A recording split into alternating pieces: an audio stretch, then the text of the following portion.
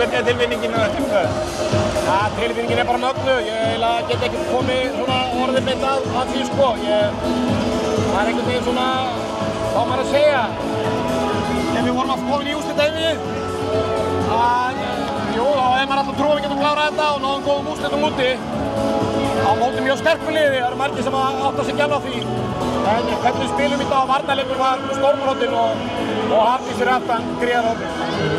Og svona, þetta er bara afrakstur af svona mjög löngu jobbi, löngu starfi hjá ykkur öllum. Já, ég er auðvitað búinn með liðið í 8 ár og er bara auðvitað með frábært þjálfarteymi í kringum mig.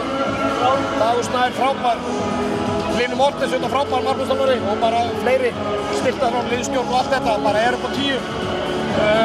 Frábær hópur. Já, auðvitað hópurinn, auðvitað bara alvöru leikmenn í hverju stöðu og bara ungar, efnilegar stelpur sem alltaf á stærri og stærri hlutverk sem eru gríðarlega öflugar, þannig að við bara framtíðinni gríðarlega björt hérna áfram og bara að við klárum þetta svona er bara frábært fyrir fullu húsi. Standast þetta álag?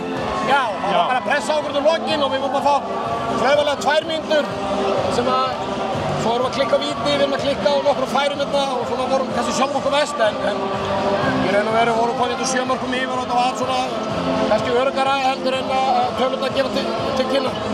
Þannig að það er kannski næst að senda þig bara með hópinn í Eurovision? Já, ég myndi halda að það væri ekkert verra að maður taki lagið. Það myndi vera þennilega örugg 12 stig.